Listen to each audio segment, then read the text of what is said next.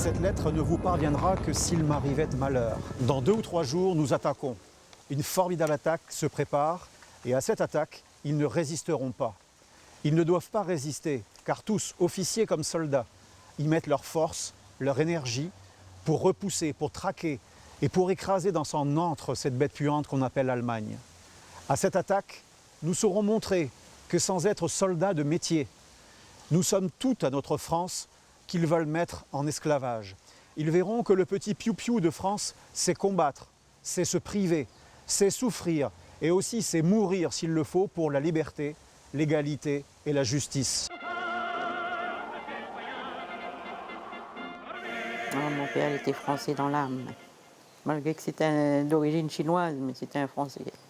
Mon arrière-grand-père a raconté comment les grands chefs ont annoncé leur engagement pour la Grande Guerre. Où êtes-vous, peuple de Lossi, de Gaïcha et de Wetch? Restez ici. Et nous allons partir nous battre pour la France, défendre la France. Nous allons donner nos vies pour la France.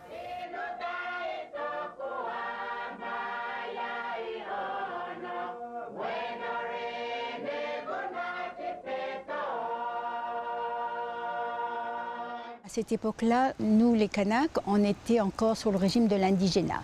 Donc cette guerre ne nous concernait pas. Ça n'empêche qu'à l'appel du grand chef, beaucoup de Kanaks se sont portés volontaires.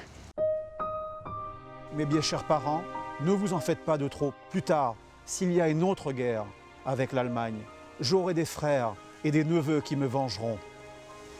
Avec cette lettre, mes chers parents, je vous envoie mes baissers les plus forts. Maintenant, vive la France et en avant.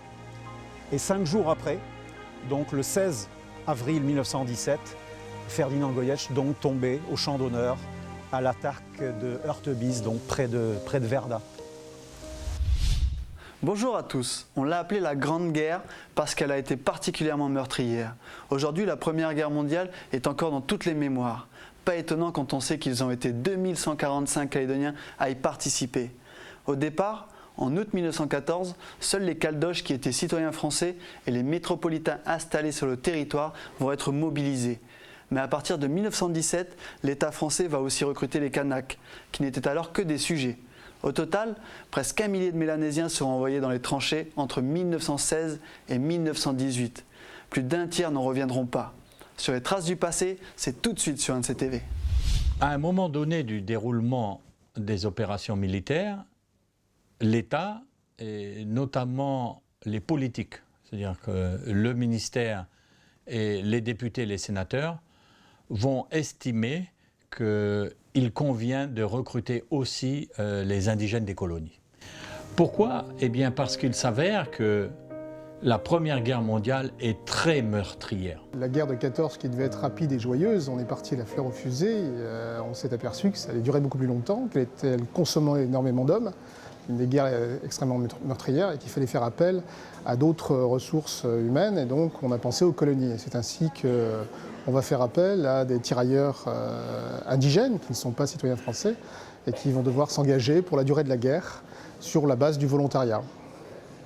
Et en Nouvelle-Calédonie, le gouverneur Repiquet, le 29 décembre 1915, publie cette décision et entame le recrutement de soldats kanaks. C'était un gouverneur par intérim, il s'appelait Jules Repiquet, qui a demandé au grand chef Boula qu'il y ait des volontaires pour partir à la guerre, défendre la patrie. Donc parmi eux, mon père, en fait, lui ne devait pas partir parce qu'il était jeune à cette époque-là, mais son oncle maternel devait partir.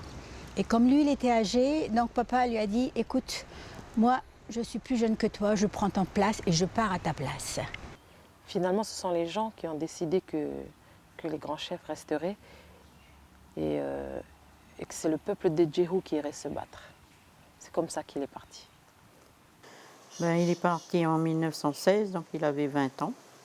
Ils sont partis à 4 frères, Georges, James, Paul, mon père, et Gaston. Gaston, ça a été le plus jeune, il avait 17 ans. On considère qu'il y a environ 8500 adultes masculins kanaks en âge d'être sur les drapeaux. Et la loi décide que pas plus que 1/10 de la population peut être recrutée. Donc une campagne de recrutement commence sur les 2 côtes et aux îles Loyauté sous la direction du service des affaires indigènes. Il y en a principalement un gros contingent qui vient des îles Loyauté, principalement de Lifou, c'est celui qui va fournir le plus gros contingent. Et sur la Grande Terre, il y a des gens à peu près partout, mais le contingent le plus important sur la Grande Terre, c'est Wailou, avec 140 tirailleurs kanaks. Donc leurs responsables convoquent les chefs de tribu et incitent les chefs de tribu à désigner parmi leurs sujets, en quelque sorte, des hommes pour aller à la guerre. Ce qui va être le cas dans ma région, le chef Mindia, qui est le chef de la tribu de Leweo, sur le bord de mer, va engager les gens à partir. Donc il y a 2 recrutements, en 1916 et en 1917. Et son propre fils va donner l'exemple en s'engageant dans les troupes de tirailleurs. Ce qui va obliger les gens qui sont dans la mouvance de la chefferie à partir aussi, puisque si le fils du chef part, tous les gens qui font partie des gens qui le protègent, et en particulier ceux qui ont les protections magiques, vont s'engager. C'est ainsi que mon arrière-grand-père, le père de ma grand-mère, est parti alors qu'il avait 3 enfants, il avait 40 ans. Il a dû s'engager parce que le fils du chef partant, il devait aussi partir pour le protéger. Donc c'est l'un des plus jeunes. Et vous savez que chez nous, dans la coutume, c'est les plus jeunes qui doivent servir les plus âgés. Et c'est ce qu'il a fait. C'est ce qu'il a fait. Il a agi en faisant son devoir. Il a aussi agi en tant que sujet coutumier. Voilà.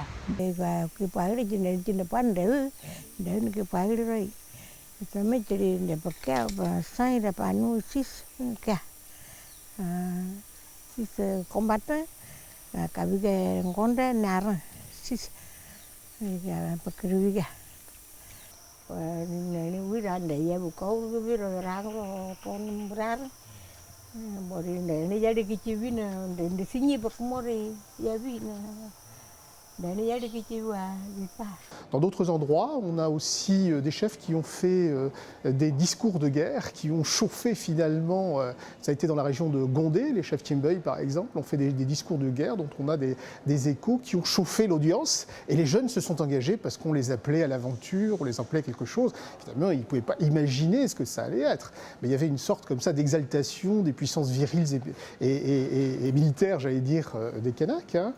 Et ils sont partis pour défendre quelque chose qui pour eux était important. Parce que pour eux, la France, c'était la défense de la famille, la défense d'un pays qui leur appartient, la défense d'une terre qui leur appartient.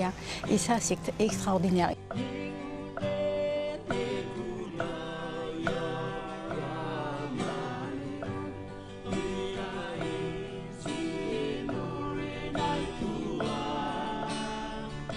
Donc au début, le recrutement se fait assez facilement car les demandes sont minimes.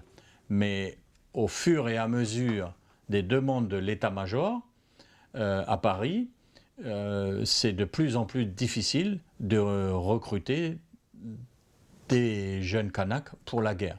Donc le chef du service des affaires indigènes va utiliser la force, l'intimidation pour inciter les chefs à donner des hommes en somme. Et donc, sous la contrainte, les gens ont désigné ceux qui, par exemple, étaient célibataires, aussi ceux qui pouvaient plus facilement s'absenter de la tribu pour une guerre.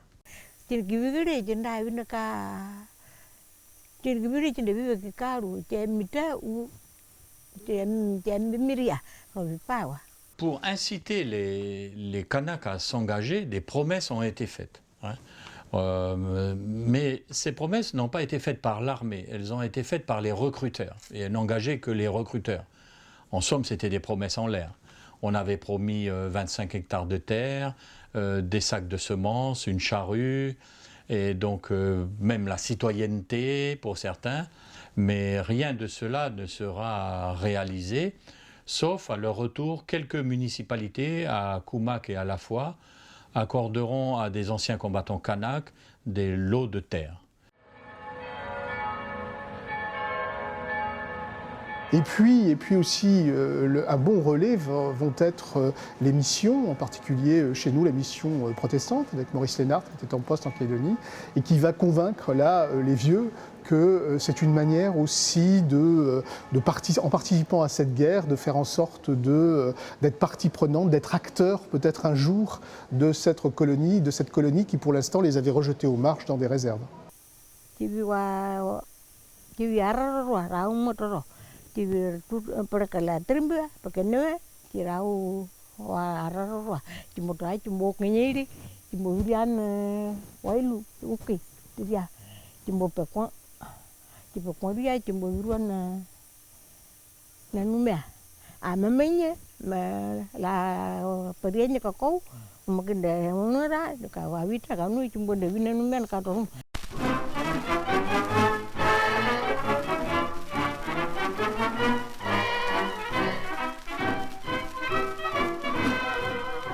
Il y a l'instruction militaire qui est donnée à Nouméa, on leur met les bandes moltières et les capotes militaires, et puis on leur fait de l'instruction militaire, on leur apprend le maniement du lebel et de la baïonnette. Un entraînement a été organisé par les autorités militaires, notamment parce que la Première Guerre mondiale utilisait des mitraillettes et des canons, et que c'était des armes, naturellement, que les Calédoniens n'avaient pas l'habitude d'utiliser. Et également un entraînement en ordre serré, savoir comment se bouger en troupe, un entraînement militaire, quoi. 20 février 1916, c'est le moment où nous, soldats originaires de Marais, nous nous engageons pour aller faire la guerre en France. Avant leur départ de Nouméa, c'est vrai qu'ils ont peut-être une petite formation au maniement des armes, mais sans plus. Ce sont des gens qui n'ont pas l'habitude de manier des armes, à part la sagaille ou enfin quelque chose pour aller à la chasse, etc. Ils n'ont jamais eu en main un fusil. Donc quand ils sont partis d'ici, le maniement des armes, c'était surtout comment tirer, c'est tout, mais je pense que ça s'arrêtait là. Ils partent avec l'armement européen et l'armement qu'on leur donne, mais ils partent surtout avec leur magie traditionnelle. Ils ont leur casse-tête, ils ont leur hache de guerre, et autour, on voit bien qu'il y a les médicaments, comme on dit chez nous, c'est-à-dire les puissances magiques qui sont associées aux armes pour les rendre opérantes. On ne pouvait pas imaginer aller à la guerre de manière froide, comme faisaient les Européens, c'est-à-dire de décider qu'à 8h15 on part, et puis tout le monde se part à l'assaut. Il fallait chez nous absolument qu'il y ait non seulement la présence de ces objets magiques, mais aussi les mots qui vont avec, les feuilles qui vont avec. Et on sait qu'il y a eu des discours de guerre qui ont été faits, en particulier par le chef Néndien, dont je parlais tout à l'heure, qui a écrit à son père pour qu'il lui envoie le texte du chef du discours de guerre pour pouvoir le prononcer devant les troupes avant la montée à l'assaut. C'est-à-dire que c'était vraiment, on se battait là dans une sorte de guerre traditionnellement kanak, dans un contexte qui ne l'était évidemment absolument pas. Les Calédoniens mobilisés lors de la Première Guerre mondiale partiront en plusieurs étapes. Un premier contingent part à bord du Santé le 23 avril 1915 avec 713 soldats. Le 4 juin 1916, ils seront 958 à embarquer sur le Gange. 900 hommes de plus seront envoyés au combat le 3 décembre 1916. Enfin, le dernier, soit 768 combattants, partiront le 10 novembre 1917 avec le bateau El Cantara. En juin 1916, Ferdinand embarque sur le Gange. C'est le troisième convoi qui départ. Le premier en 1915, c'était le Santé, naturellement. Ça avait été un événement au niveau de Nouméa. Toute la ville de Nouméa, toute la population s'était pressée à la cathédrale pour la messe de départ. Et ensuite, les gens étaient partis. Et il y aura un quatrième convoi sur l'El Cantara. 3 juillet 1916. Nous nous embarquons sur le vapeur Gange pour la France. 8 juillet 1916. Nous arrivons à Sydney. 28 juillet 1916. Nous arrivons à Fremantle. 24 juillet 1916. Nous arrivons à Djibouti. 1er août 1916. Nous arrivons au canal de Suez. 11 août 1916. Nous entrons dans Marseille.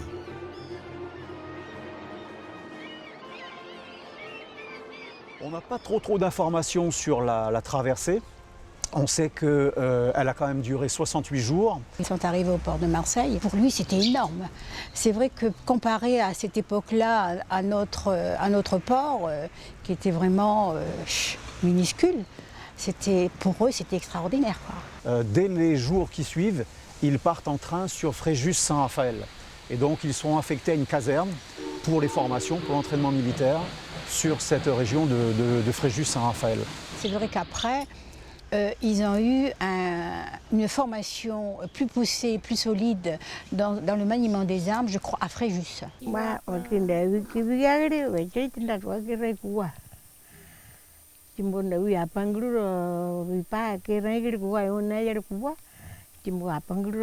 Le bataillon des tirailleurs Kanak a été d'abord affecté au dock de Marseille et c'était des travailleurs, c'était donc des dockers. Ils ont commencé la guerre comme dockers. Et d'ailleurs, beaucoup sont morts de maladie et de froid à Marseille parce qu'ils contractaient la grippe et des maladies dues au froid auxquelles ils n'étaient pas habitués.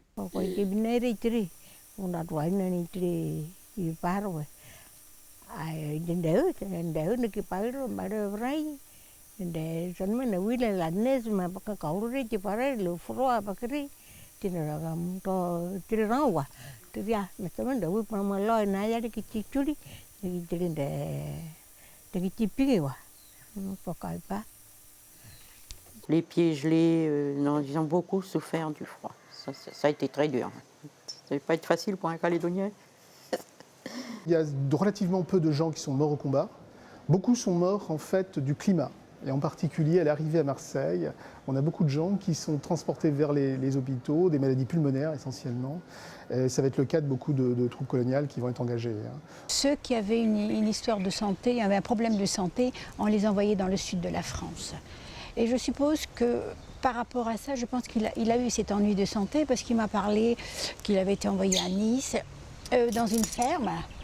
Là, il avait été reçu avec énormément de respect et de gratitude parce qu'il était venu défendre la patrie. Dans une de ses lettres, Ferdinand raconte que 160 tirailleurs calédoniens sont touchés par des angines, 25 sont hospitalisés, tellement c'est important. Et donc le commandement décide de les mettre un petit peu de côté en attendant que la période soit plus favorable. La plupart partiront justement après l'hiver sur les fronts d'opération, notamment pour les terribles combats près de Verdun. Je suis encore à l'hôpital et c'est étant couché que je vous écris. Et à la maison, quoi de neuf? Donnez-moi de vos nouvelles. Les soldats calédoniens participeront à toutes les offensives. Ceux qui à l'époque étaient citoyens français seront même affectés dans les régiments d'Orient, des Dardanelles, en Turquie, en Bulgarie, en Serbie, notamment lors de la bataille de Monastir. Et tous auront des comportements héroïques. Donc lui est affecté au bureau d'un officier en tant que secrétaire et il s'occupe du courrier, il s'occupe de toutes les paperasses administratives. Et au bout de quelques semaines, il apprend qu'il sera affecté dans la Haute-Marne et pour rejoindre les théâtres d'opération près de Verdun dans les semaines qui suivent. Mais la date n'est pas fixée. Ils attendent, et pendant toutes les lettres qui suivent témoignent de ces moments difficiles d'attente. Ils ne savent pas quand ils seront affectés. À certains moments, certains Calédoniens qui font partie de leur contingent, eux, partent sur le front. Et puis on n'a pas de nouvelles, et quelques temps après, on a de nouvelles qui arrivent, et c'est là qu'ils se rendent compte que certains des leurs, de leurs proches, de leurs amis, sont morts au combat. Certains sont défigurés ou perdent une main par des éclats d'obus. Je sais que lui, il a fait tout ce qui est les tranchées, tout ça, parce qu'il avait l'âge en plein dedans, quoi.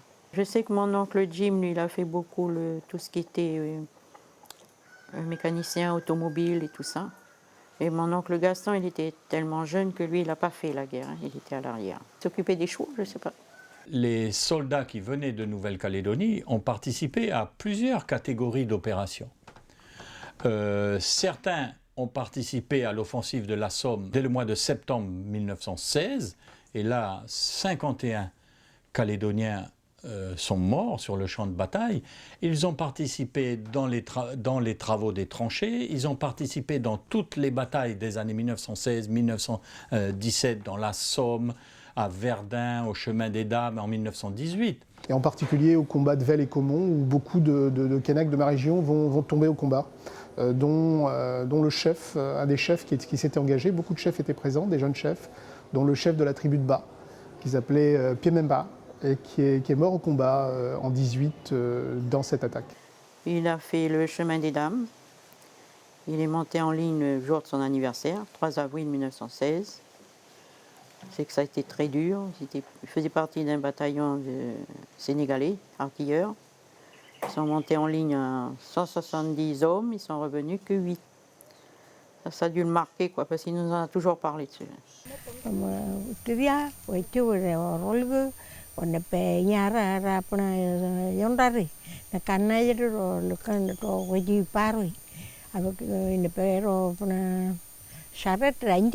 Charrette một này chứ là sẵn mà les obus qui có virus armé coup de fusil et tout ça mais lui il baisse la tête ne paye rien on voit les choses non pas il a rien eu il n'a pas cả tối non qua mà đâm bay cái này chỉ phải nó cả virus này chứ rồi còn coi chứ tôi Dans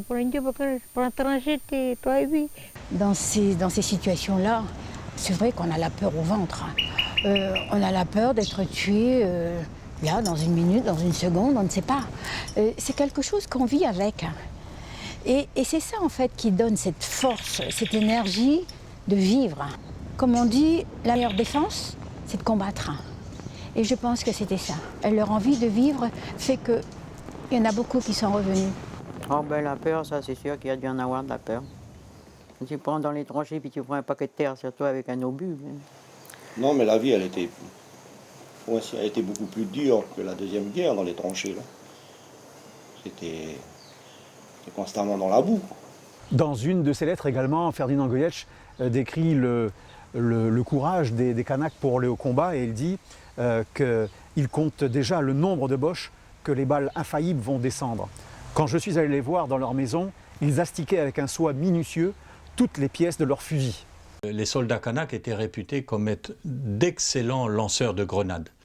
Ce qu'on peut retenir, c'est que les soldats calédoniens se sont comportés au front avec héroïsme. Très peu ont déserté, très peu ont été punis et beaucoup ont été décorés. Et leur comportement à la fois individuel et collectif a tout le temps obtenu les félicitations de leurs officiers et de leur encadrement. Ça a été vrai dans toutes les unités où des soldats calédoniens combattaient. Nos équipes se sont rendues sur ce fameux chemin des Dames, qui se trouve dans le nord de la France, en Picardie, dans le département de l'Aisne très exactement. Mais si aujourd'hui la vie a repris son cours, les combattants hantent encore ce lieu qui a été l'un des champs de bataille les plus meurtriers de la Première Guerre mondiale.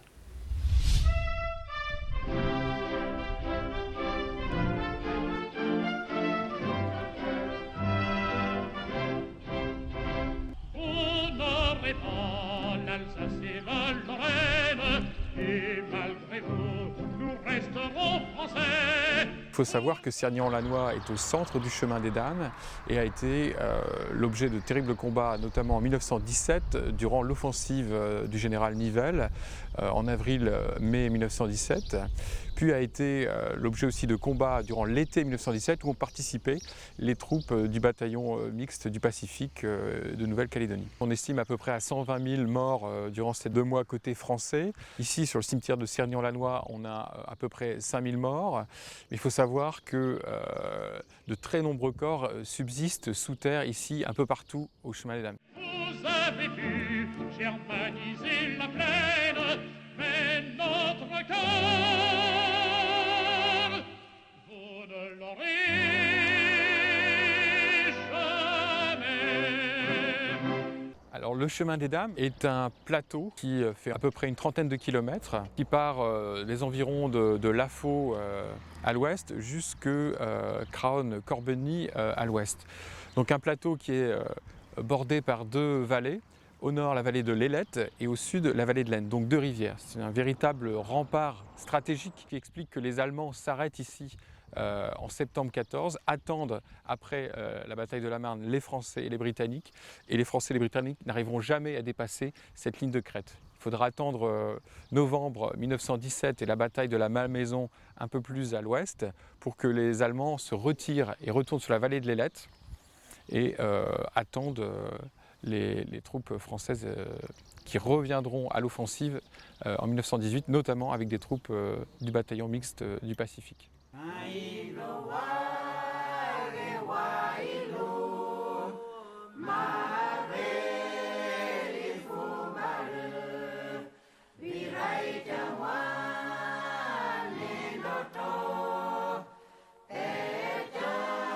Alors nous sommes au lieu-dit La Royère, au chemin des Dames, tout près du fort de la Malmaison, un fort qui a été l'objet de terribles combats en octobre 1917.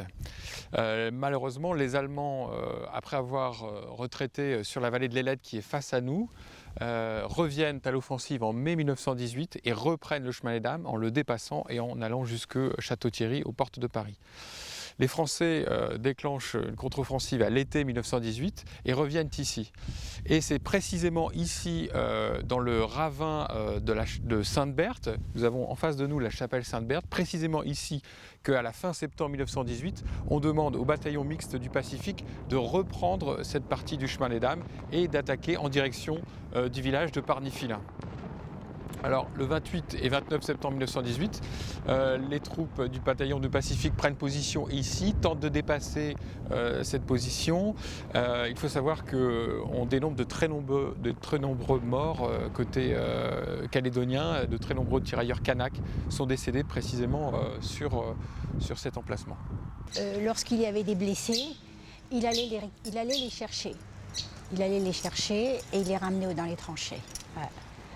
À la guerre, je pense qu'il a dû avoir énormément de souffrances. Il a dû voir des horreurs. Et ça, je crois qu'il ne voulait pas nous le raconter. Au mois d'avril 1917, donc, il est près de Craonne et près de Verdun. Il est donc sur le front et qu'une terrible bataille se prépare et que dans les heures qui suivront l'envoi de cette lettre, il sait qu'il partira sur le front, il sait qu'il sera au combat dans la Fournaise et il se doute qu'il ne reviendra peut-être pas, il ne réchappera peut-être pas à cette terrible attaque qui était portée. Et cette attaque, en fait, aura lieu dans les jours qui suivent, dans les 2-3 jours qui suivent, à Heurtebise, donc c'est près de Verdun. Et Ferdinand perdra la vie, donc 6 jours après l'envoi de sa dernière lettre. Alors, lorsqu'arrive le bataillon mixte du Pacifique ici en septembre 1918, il faut savoir que le champ de bataille est un paysage totalement lunaire. Il n'y a plus aucun arbre, c'est recouvert de cratères d'obus, les villages sont complètement détruits, les photos aériennes montrent véritablement une terre complètement rase ici. Dari cinta bipa, cinta aku, kita marai ria, pernah rai kuaria. Desalman na win pernah umbi ranjeri cewa, cuma mau curu pa transferi, ciri pa kompatna tu, benda dece, apa panya warna nanda tia, boleh nanda win pernah keranda tu cepat kan, apa panya payah selesai dia. Voilà, c'est la fin de cette première partie consacrée à la Première Guerre mondiale. Dans le prochain rendez-vous des Traces du passé, je vous raconterai ce qui s'est passé au retour de ce bataillon du Pacifique. Merci de nous avoir suivis. Bonsoir à tous.